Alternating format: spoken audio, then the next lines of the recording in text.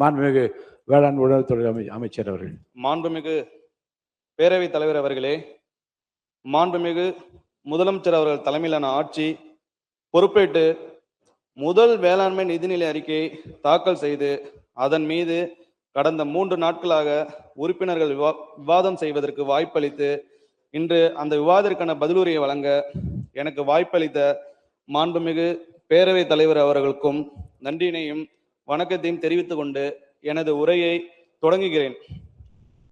வேளாண் பட்ஜெட்டுக்கு விவசாயி மத்தியில் கிடைத்த வரவேற்பை பொறுத்து கொள்ள முடியாமல் சில கட்சிகள் உட்பட மாண்புமிகு முன்னாள் முதல்வர் திரு மு.க. ஸ்டாலின் ஐயா அவர்கள் வெற்று பட்ஜெட்டாக இந்த வேளாண் நிதிநிலை அறிக்கை அமைந்திருக்குது என்று கூறினார். இது வெற்று பட்ஜெட் இல்லை. தமிழ்நாடு விவசாயிகள் போற்றும் வெற்றி பட்ஜெட்டை, நமது வெற்றி கழக பட்ஜெட்டை எங்கள் முதலமைச்சர் கொடுத்துள்ளார். தன் குற்றம் நீக்கி பிறர் குற்றம் காண்கிற்பின் என் குற்றம் ஆகும் இறை. தன் குற்றம் நீக்கி பிறர் குற்றம் காண்கிற்பின் என் குற்றம் ஆகும் இறைக்கு. பிறரின் தவறுகளை குறை கூறுவதற்கு முன் நம் சொந்த தவறுகளை சரி செய்ய வேண்டும் என்ற திருவள்ளுவரின் வாக்கினை குறை கூறுவதற்கு நினைவுபடுத்தி ஆட்சி பொறுப்பேற்றவுடன் சில எதிர்கட்சியினர் இவர்களுக்கு என்ன ஆட்சி செய்ய தெரியும் என்று கேலி செய்தார்கள். இன்று அவர்களே பார்த்து வியக்கு வண்ணம் ஒரு சிறந்த லஞ்ச லாவணியம் இல்லாத ஒரு ஆட்சியை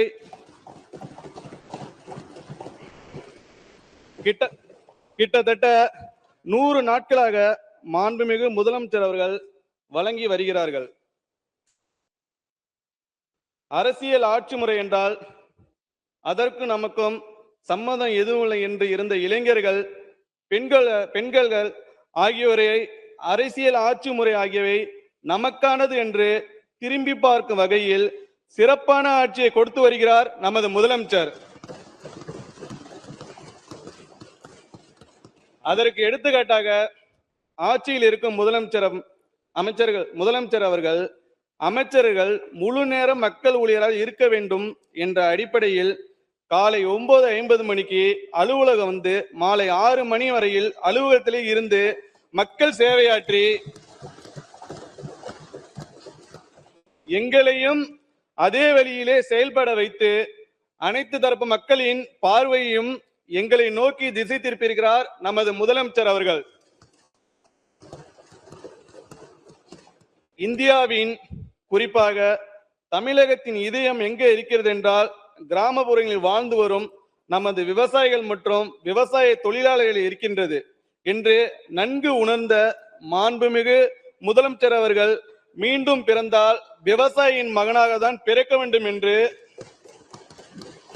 குறிப்பிட்டார்கள். ஆனால் அவர் இன்று விவசாயிகள் மீது காட்டும் அக்கறையின் காரணமாக இன்று அனைத்து விவசாய குடும்பங்களிலும் ஒரே மகனாக வாழ ஆரம்பித்து விட்டார் என்பதுதான் உண்மை.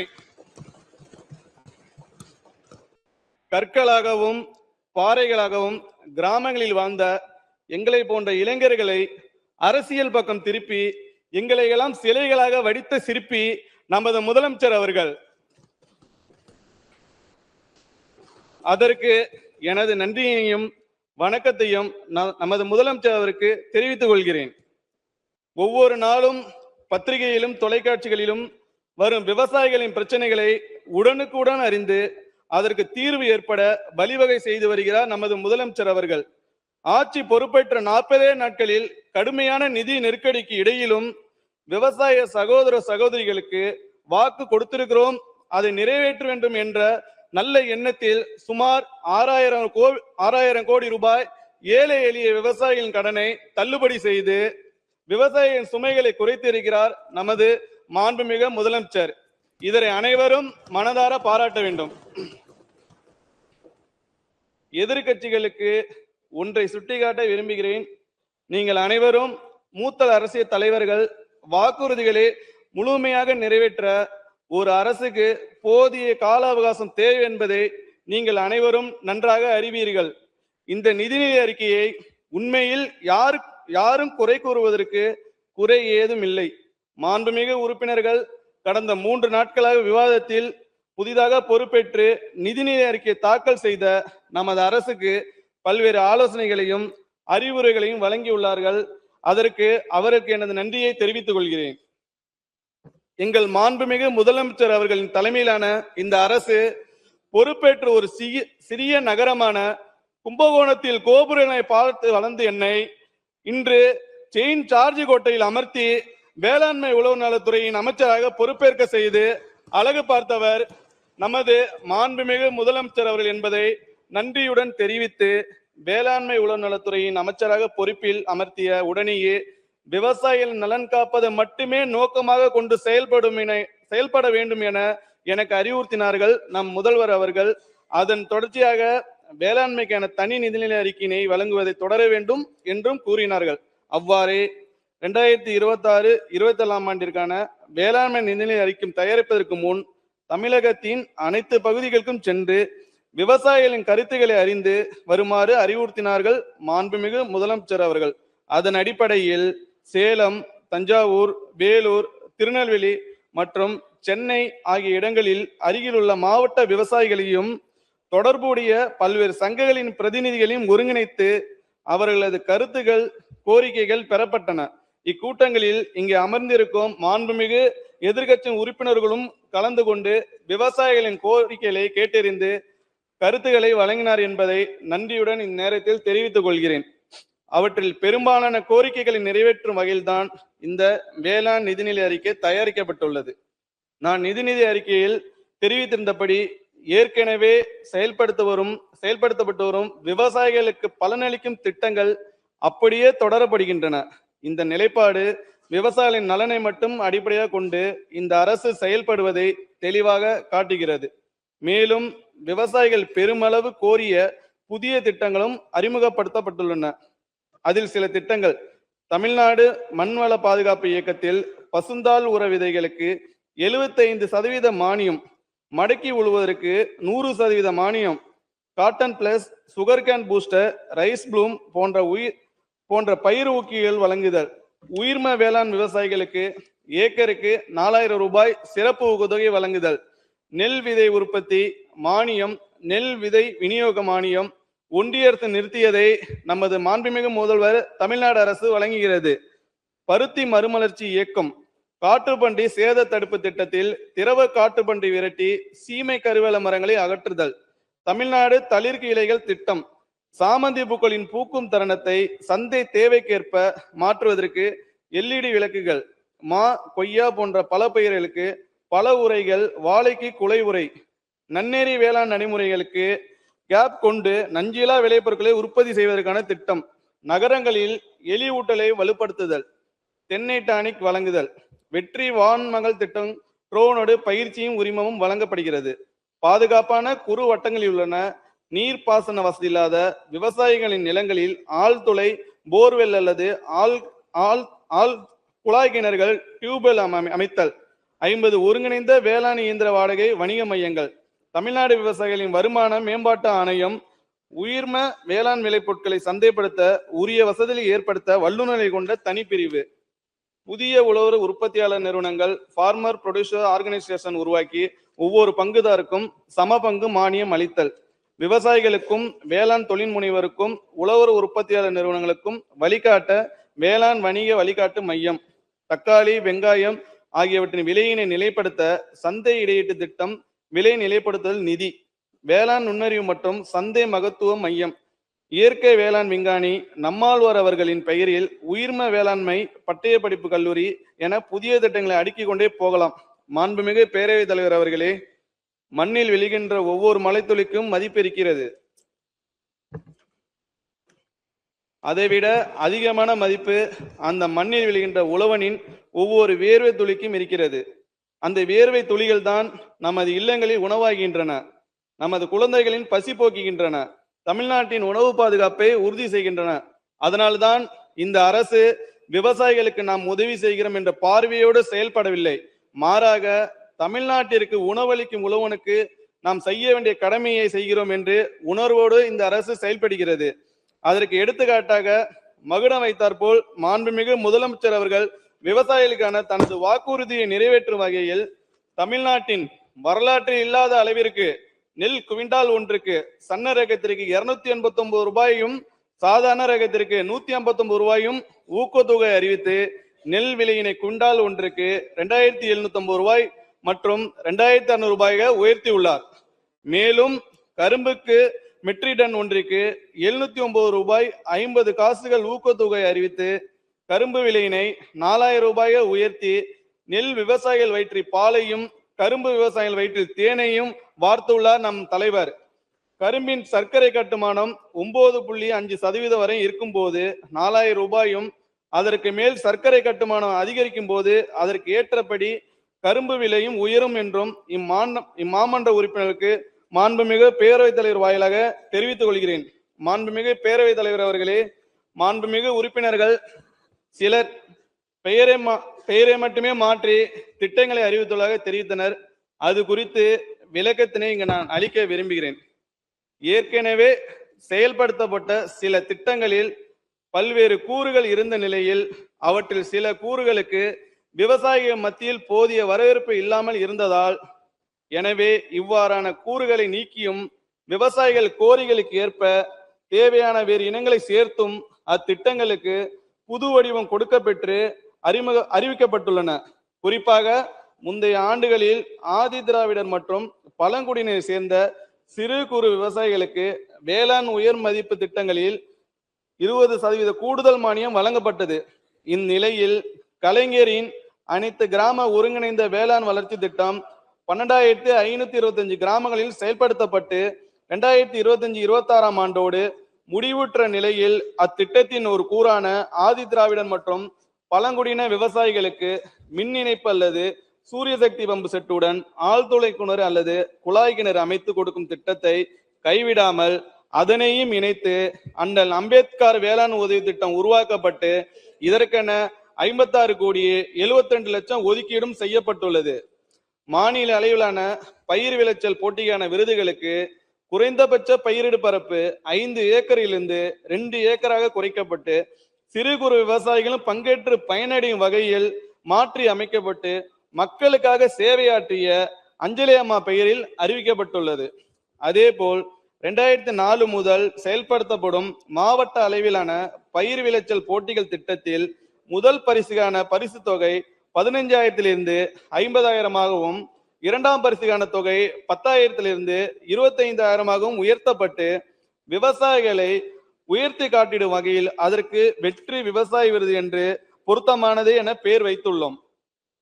கடந்த ஆண்டுகளில் மாடி தோட்டம் என்று ஊட்டச்சத்து மேலாண்மை இயக்கம் என்றும் வழங்கப்பட்ட திட்டத்தின் கீழ் காய்கறி விதை தொகுப்புகளும் பழச்செடி தொகுப்புகளும் மட்டுமே மானியத்தில் வழங்கப்பட்டன. தற்பொழுது புதிய அம்சம் கூட அறிவிக்கப்பட்டுள்ள வெற்றி இல்லத்தரசி வீட்டு தோட்டம் திட்டத்தில் காய்கறி விதைகள், தென்னை நார் கட்டிகள், செடி வளர்ப்பு பைகள் மற்றும் இடுபொருளுடன் கூடிய தொகுப்புகளுடன் மொட்டை மாடி இல்லாதவர்கள் சுவற்றில் தொட்டிகளை மாட்டி செடிகளை வளர்க்கும் வண்ணம் செங்குத்து தொட்டிகள், வெர்டிகல் கார்டன், நீரியல் தோட்டங்கள், ஹைட்ரோபோனிக்ஸ் மற்றும் மொட்டை மாடியில் வளர்க்கப்படும் செடிகள் பாதிக்கப்படா வண்ணம் 100 சதுர அடியில் பச்சை நிழல்வலை கூடார அமைப்பு ஆகியவை அமைப்பதற்கு மானியம் வழங்கப்படுகிறது. பருத்தி உற்பத்தினை அதிகரிக்கும் நோக்கில் நீடித்த நிலையான பருத்தி இயக்கம் கடந்த ஆண்டுகளில் சுமார் 12 கோடி ரூபாய் மானிய நிதியில் செயல்படுத்தப்பட்டதை யாரும் இங்க மறுக்கவில்லை. ஆனால் இந்த ஆண்டு முதல் அடர் நடவு, நெருக்க நடவு, ஒருங்கிணைந்த பயிர் மேலாண்மை, நுனி கிள்ளுதல், மிக நீண்ட இலை பருத்தி சாகுபடி ஆகியவற்றை உள்ளடக்கிய பருத்தி உற்பத்தி திறனை அதிகரிப்பதற்கான புதிய 5 ஆண்டு இயக்கம் ஒன்றிய மாநில அரசு திட்டமாக ஒன்றிய அரசால் ஆண்டு ஒன்றுக்கு ஏறத்தாழ 26 கோடி ரூபாய் நிதியில் அறிமுகப்படுத்தப்பட்டுள்ளது.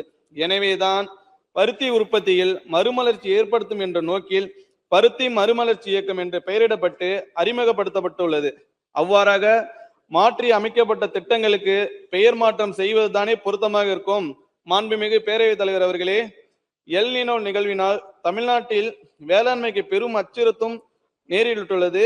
மேட்டூர் அணையில் குறைந்த நீர் இருப்பின் காரணமாக எப்போதும் பாச நீர் திறக்கப்படும் நாளான ஜூன் 12ஆம் தேதி அன்று மேட்டூர் அணை திறக்கப்படாத நிலையில் விவசாயிகளின் வாழ்வாதாரத்தை பாதுகாத்திட டெல்டா மற்றும் டெல்டா அல்லாத மாவட்டங்களுக்கு மாண்புமிகு முதலமைச்சர் அவர்களால் 134 கோடி நிதி ஒதுக்கீட்டில் குறுவை தொகுப்பு திட்டம் அளிக்கப்பட்டு குறுவை நெல் இயல்பு பரப்பான 10.60 லட்சம் ஏக்கருக்கு இதுவரை 8.41 லட்சம் ஏக்கரில் சாகுபடி செய்யப்பட்டுள்ளது. மேலும் பயிர் காப்பீட்டு திட்டத்தின் கீழ் அறிவிக்கை செய்யப்பட்ட மாவட்டங்களில் குறிப்பாக விதைப்பு செய்ய இயலாமை, விதைப்பு பொய்த்தல் ஆகிய இனங்கள் டெல்டா மாவட்டங்களில் அறிவிக்கை செய்யப்பட்டு பயிர் செய்ய இயலாத விவசாயிகள் மற்றும் பயிர் செய்து 30 நாட்களுக்குள் பாதிப்படைந்த பயிர்களுக்கு பயிர் காப்பீட்டு திட்ட விதிமுறைகளின்படி சராசரியாக ஹெக்டேர் ஒன்றிற்கு ரூபாய் 23,465 பெற்றுத்தர நடவடிக்கை எடுக்கப்படும். கடந்த ஆண்டில் குறுவை பருவத்தில் 2.77 லட்சம் ஏக்கர் மட்டுமே 1.05 லட்சம் விவசாயிகளால் காப்பீடு செய்யப்பட்ட நிலையில் நடப்பு ஆண்டில் 3.98 லட்சம் ஏக்கர் நெற்பயிர் 1.34 லட்சம் விவசாயிகளால் காப்பீடு செய்யப்பட்டுள்ளது என்பதை இம்மாமன்றத்தில் குறிப்பிட விரும்புகிறேன். இது தவிர பயிர் காப்பீட்டு திட்டத்திற்கு குறைவான நிதி ஒதுக்கீடு அளிக்கப்பட்டுள்ளதாக மாண்புமிகு உறுப்பினர்கள் சிலர் கவலை தெரிவித்தார்கள். இதை பொறுத்தவரை கடந்த ஆண்டுகளில் மேற்கொள்ளப்பட்ட செலவினத்தின் அடிப்படையிலேயே இந்த ஆண்டிற்கு 36 லட்சம் ஏக்கர் பரப்பினை காப்பீடு செய்யும் வகையில் 648 கோடியே 55 லட்சம் ரூபாய் ஒதுக்கீடு செய்யப்பட்டுள்ளது. 100% பயிர் காப்பீட்டினை கொள்கையாக கொண்டுள்ள இந்த அரசு விருப்பத்தின் பேரில் பதிவு செய்யும் அனைத்து விவசாயிகளையும் இத்திட்டத்தில் இணைப்பதற்கான நடவடிக்கைகள் மேற்கொள்வதோடு அதற்கு தேவையான கூடுதல் நிதி ஒதுக்கீடும் செய்யப்படும் என்பதை பேரவைத் தலைவர் வாயிலாக தெரிவித்துக் கொள்கிறேன். தற்போது எல்னினோ நிகழ்வால் மழை சீரற்ற நிலையில் பல மாவட்டங்களில் பெய்து வரும் நிலையில் சாகுபடி செய்யப்பட்ட பயிர்கள் சில மாவட்டங்களில் பாதிப்படைந்துள்ளன. இந்நிலையில் அனைத்து மாவட்டங்களிலும் மாவட்ட நிர்வாகத்தை பாதிக்கப்பட்ட பயிர் பரப்பலை கண்காணிக்க மாண்புமிகு முதலமைச்சர் அவர்கள் அறிவுறுத்தியுள்ளார்கள். அதன் அடிப்படையில் முதற்கட்டமாக 33% மற்றும் அதற்கு மேல் மகசூல் இழப்பு ஏற்படும் பாதிக்கப்பட்ட பரப்பை கணக்கெடுத்ததில் இதுவரை மொத்தம் 23,309 ஹெக்டேர் பயிர் பரப்பளவு பாதிப்படைந்துள்ளதாக மாவட்டங்களிலிருந்து விவரங்கள் பெறப்பட்டுள்ளன. இதில் நெற்பயிர் 5,463 ஹெக்டேரிலும், சிறுதானியங்கள் 5,970 ஹெக்டேரிலும், பயிர் வகைகள் 2,245 ஹெக்டேரிலும், எண்ணெய் வித்துகள் 8,700 ஹெக்டேரிலும், கரும்பு 753 ஹெக்டேரிலும், பருத்தி 17 ஹெக்டேரிலும், தோட்டக்கலை பயிர்கள் 161 ஹெக்டேரிலும் பாதிக்கப்பட்டுள்ளதாக தெரிவிக்கப்பட்டுள்ளது. இந்த கணக்கெடுப்பு தொடர்ந்து மேற்கொள்ளப்பட்டு மாநில பேரிடர் நிவாரண நிதியிலிருந்து நிவாரணம் அளிக்க அரசு உரிய நடவடிக்கை மேற்கொள்ளும் என தெரிவித்துக் கொள்கிறேன். வறட்சி மாவட்டங்களாக அனைத்து மாவட்டங்களையும் அறிவிக்க வேண்டும் என மாண்புமிகு உறுப்பினர்கள் சிலர் வலியுறுத்தினார்கள். ஒன்றிய அரசின் வறட்சி மேலாண்மை கையேடு 2020 படி ஒரு பகுதியை வறட்சி பகுதி என்று அறிவிப்பதற்கு மழை பொழிவு, விதைப்பு, பயிரிடப்பட்ட பரப்பு, பயிர் நிலை, மண் ஈரப்பதம், தாவர வளர்ச்சி, தொலை நுண்ணுணர்வு, ரிமோட் சென்சிங் குறியீடுகள், நீரியல் நிலை மற்றும் பயிர் சேதம் ஆகிய காரணிகளின் அடிப்படையில் 2012, 13 மற்றும் 2016, 17 ஆகிய வருடங்களில் தமிழ்நாட்டின் அனைத்து மாவட்டங்களும் வறட்சி மாவட்டங்களாக அறிவிக்கப்பட்டு நிவாரணம் வழங்கப்பட்டது. தற்போது வானிலை நிகழ்வுகள் மற்றும் வறட்சி காரணிகள் தொடர்ந்து கண்காணிக்கப்பட்டு வருகின்றன. வறட்சி மேலாண்மை குறித்த விதிமுறைகளின்படி வறட்சி காரணிகள் தமிழ்நாட்டில் உள்ள மாவட்டங்களில் தொடருமேயானால் உரிய மேல் நடவடிக்கை இந்த அரசு மேற்கொள்ளும் என மாண்புமிகு பேரவைத் தலைவர் வாயிலாக மாமன்ற உறுப்பினருக்கு தெரிவித்துக் கொள்கிறேன். மாம்பழத்திற்கு இந்த ஆண்டு விலை குறைவாக இருந்ததற்கு அருகிலுள்ள மாநிலங்கள் உள்ளதை போலவே இங்கும் கிலோவிற்கு 4 ரூபாய் வழங்கப்படும் என்று மாண்புமிகு உறுப்பினர்கள் சிலர் கேட்டுக்கொண்டார்கள். இதற்காக இந்த அரசு மேற்கொண்ட நடவடிக்கைகளை இங்கே விரிவாக கூற வேண்டியுள்ளது. பெங்களூரு ரக மாம்பழத்திற்கு கடந்த ஆண்டு போலவே இந்த ஆண்டும் போதிய விலை கிடைக்காமல் விவசாயிகள் பெரிதும் பாதிக்கப்பட்டனர். எனவே பெங்களூரு ரக மாம்பழத்திற்கு ஒன்றிய அரசின் சந்தையீடு திட்டத்தில் விலை வித்தியாச தொகை வழங்க ஒன்றிய அரசுக்கு உரிய கருத்துரு அனுப்பப்பட்டது. தொடர்ந்து ஒன்றிய வேளாண்மை மற்றும் உழவு நலத்துறை அமைச்சர் அவர்கள் நடத்திய காணொலி வாயிலான கூட்டத்தில் கலந்து கொண்டு வலியுறுத்தியதன் அடிப்படையிலே முதல் முறையாக ஒப்புதல் பெறப்பட்டது. கடந்த ஆண்டு எவ்வளவு முயன்றும் ஒப்புதல் கிடைக்கவில்லை என்பதை இங்கே குறிப்பிட விரும்புகிறேன். எனினும் இதற்கான ஒன்றிய அரசின் திட்ட நெறிமுறைகள் விரிவாக இருப்பதால் அவற்றை மேற்கொண்டு திட்டம் தொடங்கப்படுவதற்குள் பெங்களூரு ரகத்தின் அறுவடை காலம் முடிவுற்ற நிலையில் 6 மெட்ரிக் டன் மட்டுமே கொள்முதல் செய்யப்பட்டிருந்தது. திட்ட நடைமுறைகள் தற்போது தெளிவாக வகுக்கப்பட்டிருப்பதால் இனி வரும் காலங்களில் இத்தகைய நிகழ்வுகளை விரைவாக எதிர்கொண்டு விவசாயிகளுக்கு உரிய பலன்கள் வழங்கப்படும் என்று இம்மாமன்றத்தில் தெரிவித்துக் கொள்கிறேன். இதை தவிர கிருஷ்ணகிரி மாவட்டம் ஓசூர் மோரணப்பள்ளி கிராமத்தில் உள்ள பன்னாட்டு மலர் ஏல மையம் செயல்படாமல் உள்ளதாக மாண்புமிகு உறுப்பினர் சிலர் கருத்து தெரிவித்துள்ளனர். இது தொடர்பாக விவரங்கள் பெறப்பட்ட போது மலர்களை வாங்குபவர்கள் 100% தொகையை முன்கூட்டியே செலுத்த வேண்டும் என்பதாலும் மலர் உற்பத்தியாளர்களுக்கு இடையிலான வங்கி கடன் தொடர்பு, நேரடி சந்தைப்படுத்துதல் போன்ற காரணங்களாலும் பண்ணை அளவில் மலர்களின் தரம் குறைவாக இருந்த காரணத்தாலும் மலர் வாங்குபவர்களின் பங்கேற்பு குறைந்து விட்டதாக அறியப்பட்டது. எனவே மலர் வர்த்தகத்தை அதிகரிக்கும் நோக்கில் வாங்குவோர் மற்றும் மலர் உற்பத்தியாளர்களிடமிருந்து வசூலிக்கப்படும் சேவை கட்டணம் 1% குறைக்கப்படும். மலர்களை பண்ணை வாசலிலே சேகரித்து நடமாடு வாகனம் மூலம் கொய் மலர்களை வர்த்தகம் செய்வதற்கான வசதியும் ஏற்படுத்தியும் இதுவரை மொத்தம் 1.44 கோடி ரூபாய் மதிப்பிலான 24.84 லட்சம் மலர் தண்டுகள் வர்த்தகம் செய்யப்பட்டுள்ளன. தற்போது மலர் ஏலத்தை அதிகரித்து வாங்குபவர்கள் மற்றும் மலர் உற்பத்தியாளருக்கு இடையிலான தொடர்பை வலுப்படுத்தும் நோக்கில் சந்தை ஒருங்கிணைப்பாளர் மூலம் மலர் ஏல மையத்தை செயல்படுத்துவது தொடர்பாக அரசு உரிய நடவடிக்கை எடுக்க உள்ளது என்பதை மாண்புமிகு பேரவைத் தலைவர் வாயிலாக இம்மாமன்ற உறுப்பினருக்கு தெரிவித்துக் கொள்கிறேன். எதிர்க்கட்சியினை சார்ந்த மாண்புமிகு உறுப்பினர்கள் விவசாயிகளுக்கு பெரிதாக எந்த திட்டங்களையும் அறிவிக்கவில்லை என்று கூறியுள்ளனர். எங்களை திட்டங்களை சரியாக புரிந்து கொள்ளாமல் அவ்வாறு கூறியிருக்கலாம் என்றுதான் நாங்கள் கருதுகிறோம். விவசாயிகள் சாகுபடி மேற்கொள்ள தேவையான திட்டங்களை வழங்குவது ஒரு பக்கம் என்றாலும் அவர்கள் சந்திக்கும் பிரச்சனைகளுக்கு தீர்வு அளிப்பது மறுபக்கமாக இருக்கிறது. விவசாயிகள் சந்திக்கும் பிரச்சனைகள் ஓரிரு நாட்கள் தீர்க்கக்கூடியவை அல்ல என்பதை அனைவரும் அறிவார்கள். அப்படி தீர்க்கக்கூடியதாக இருந்தால் கடந்த ஆண்டுகளில் தீர்க்கப்பட்டிருக்கலாமே, ஏன் முடியவில்லை? அதற்கு தொலைநோக்கு பார்வையும் தெளிவான திட்டமிடலும் வேண்டும். அதற்கு தான் 27 தொலைநோக்கு திட்டங்களை மாண்புமிகு முதலமைச்சர் அவர்கள் வேளாண்மை துறைக்கென வழங்கியுள்ளார்கள். அவற்றில் இந்த ஆண்டு முதல் கட்டமாக 22 திட்டங்களை செயல்படுத்த உள்ளோம். இவற்றில் வேளாண் பெருங்குடி மக்களின் வருவாயை உயர்த்துவதற்கான ஆலோசனைகளை வழங்க தமிழ்நாடு விவசாயிகளின் வருமான மேம்பாட்டு ஆணையம், விவசாயிகளுக்கு வேளாண் தொழில் முனைவருக்கும் வணிகம் மேற்கொள்ள வழிகாட்ட வேளாண் வணிக வழிகாட்டு மையம், தக்காளி மற்றும் வெங்காயத்தின் விலையினை நிலைப்படுத்த சந்தையீடு திட்டம், விலை நிலைப்படுத்துதல் நிதி, சாகுபடிக்கான நுண்ணறிவினையும் சந்தை ஆலோசனைகளையும் வழங்க வேளாண் நுண்ணறிவு மற்றும் சந்தை மகத்துவ மையம், தென்னை மற்றும் தென்னை சார்ந்த பொருட்களுக்கு லாபகரமான விலை கிடைக்க செய்ய தமிழ்நாடு தென்னை பதப்படுத்து கழகம் போன்ற அமைப்புகள் ஏற்படுத்தப்பட்டுள்ளன. இந்த அமைப்புகளால் விவசாயிகளின் நீண்டகால பிரச்சனைகளை அதிகரிக்கும் சாகுபடி செலவினம், காலநிலை மாற்றத்தினால் ஏற்படும் இயற்கை இடர்பாடுகள், வேளாண் தொழிலாளர் பற்றாக்குறை, குறைந்து வரும் மண்வளம் மற்றும் நீர்வளம், விலையேற்ற இறக்கங்கள், போதிய விலையின்மை, விளைபொருட்கள் வீணாதல் போன்றவற்றிற்கு நீடித்த வகையிலான தீர்வு காணும் என்பதை மாண்புமிகு பேரவைத் தலைவர் வாயிலாக மாண்புமிகு உறுப்பினர் தெரிவித்துக் கொள்கிறேன்.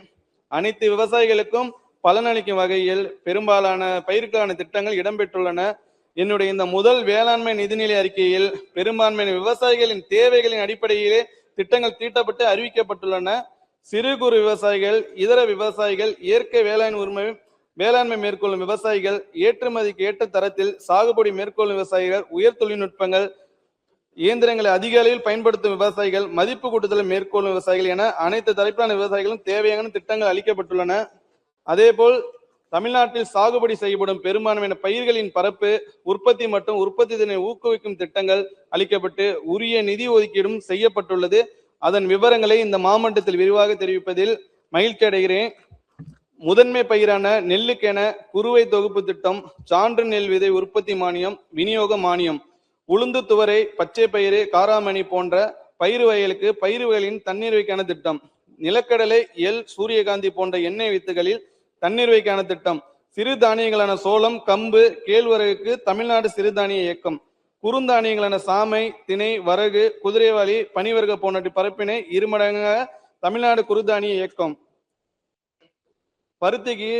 பருத்தி மலர்ச்சி இயக்கம், மக்காச்சோளத்திற்கு மக்காச்சோள உற்பத்தி மேம்பாட்டு திட்டம், வேளாண் காடுகள் 12,500 ஏக்கர் பரப்பில் விரிவாக்கம், கரும்புக்கு விதை கரும்பு மேம்பாட்டு திட்டம், கரும்பு சாகுபடி மேம்பாட்டு திட்டம், தென்னைக்கு தென்னை டானிக் மற்றும் தென்னை வேர்வாடல் நோய் பாதிப்பை கட்டுப்படுத்த திட்டம், பனைக்கு பனை பாதுகாப்பு இயக்கம், வீட்டு தோட்டங்கள் அமைக்க வெட்டு இளதரசி வீட்டு தோட்ட திட்டம், தளிர்கிரை வளர்ப்பிற்கு தமிழ்நாடு தளிர்கிரைகள் திட்டம், சாமந்தி மலருக்கு LED விளக்குகள் அமைக்கும் திட்டம், உயர் மதிப்பு காய்கறிகள் மலர்களுக்கு பசுமை குளிர் நிழல் வளைக்கு திட்டம், பொடி வகை காய்கறிகளுக்கு நிரந்தர பந்தல் திட்டம், வாழைக்கு குலை உரை திட்டங்கள், மா கொய்யாவிற்கு பல உரை நன்னேரி வேளாண் முறைகள் திட்டங்கள், தக்காளி முருங்கைக்கு நன்னேரி வேளாண் முறைகள் திட்டங்கள், வெங்காயத்திற்கு சேமிப்பு கிடங்கள், ப்ளூபெர்ரி, ரம்புட்டான், லிச்சி, டிராகன் பழம், அவகடா, கிவி, மங்குஸ்தான், தாய்லாந்து இனிப்பு புளி, ஆப்பிள் போன்ற உயர் மதிப்பு கொண்ட பழங்கள் சாகுபடி திட்டம், மஞ்சள் இஞ்சி பூண்டு சாகுபடிக்கான திட்டம், மருத்துவ பயிர்கள் மருந்து கூறுகான், நித்திய கல்யாணி, முள் சீத்தா சாகுபடிக்கு திட்டம். இவ்வாறு வேளாண்மையில் பாரம்பரிய ரகங்களை பாதுகாப்பதிலிருந்து செயற்கை நுண்ணறிவு பயன்பாடு வரை திட்டங்களை அடுக்கிக் கொண்டே போகலாம். இந்த வேளாண் பட்ஜெட்டில் அறிவித்துள்ளது மட்டுமின்றி இன்னும் விவசாயிகளின் வாழ்வாதாரத்திற்கு என்னவெல்லாம் செய்யலாம் என அனுதினமும் மக்களின் மாண்புமிகு முதல்வர் தளபதி அவர்கள் சிந்தித்துக் கொண்டே இருக்கிறார் விவசாயிகளுக்காக. மாண்புமிகு பேரவைத் தலைவர் அவர்களே, முடிவாக திட்டங்களை உருவாக்குவதில் மட்டும் மாற்றத்தினை கொண்டு வந்தால் போதாது என்று எங்களுக்கும் தெரியும். அதனால்தான் திட்டங்களை கள ஆய்வில் செயல்படுத்துவதில் முற்றிலும் மாற்றங்களை கொண்டு வந்து என்பதை இங்கே தெரிவித்துக் கொள்கிறேன். எந்த ஒரு பாகுபாடும் இன்றி நேர்மையான முறையில் வெளிப்படைத்தன்மையுடன் தகுதியின் அடிப்படையில் அனைவருக்கும் பலன்களை அடையும் வகையில் இத்திட்டங்கள் செயல்படுத்தப்படும் போது மாற்றத்தினை அனைவரும் காண்பார்கள், ஏமாற்றத்தினல்ல என்று அறுகூதியிட்டு கூறி, மாண்புமிகு பேரவைத் தலைவர் அவர்களே, சில தூண்டுதலின் பேரில் வேளாண் பட்ஜெட்டை விமர்சிக்க வைப்பதை மக்களும் நாங்களும் பார்த்து கொண்டுதான் இருக்கிறோம். எங்கள் தளபதியிடம் உங்கள் எண்ணம் ஒருபோதும் நிறைவேறாது. விவசாயிகள் இந்த வேளாண் பட்ஜெட்டை வரவேற்று கொண்டாடிதான் வருகின்றனர். ஒவ்வொரு தாக்குதலும் எங்களை ஆவேசப்படுத்தும், அரசியல்படுத்தும், ஒருபோதும் அச்சப்படுத்தாது. ஒவ்வொரு தாக்குதலும் எங்களை ஆவேசப்படுத்தும், அரசியல்படுத்தும், ஒருபோதும் அச்சப்படுத்தாது என்ற புரட்சியாளர் அம்பேத்கர் அவர்களின் வரிகளின் வடிவம்தான் எங்கள் முதல்வர். யார் எங்கள் முதல்வர்? யார் எங்கள் முதல்வர்? பெரியார் கொள்கையை நெஞ்சில் ஏற்றியவர், பெரும் புரட்சியை அம்பேத்கரின் வழிகள் காட்டியவர், கர்மவீர காமராஜின் ஆட்சியை நீட்டியவர், அஞ்சலேமாளுக்கு அருமை கூட்டியவர், வேலு நாச்சியாரை போல வாளை தீட்டியவர். உண்மையில் நீங்கள் ஆச்சரியம்தான் முதல்வரே. அனைவருக்கும் சூரியனால் வியர்த்தது, நீங்கள் வந்த பிறகு சூரியனுக்கே வியர்த்தது. இந்த வாய்ப்பினை எனக்கு வழங்கிய மாண்புமிகு முதலமைச்சர் அவர்களுக்கும் மாண்புமிகு பேரவைத் தலைவருக்கும் என் மனமார்ந்த நன்றியை தெரிவித்துக் கொள்கிறேன். நன்றி, வணக்கம்.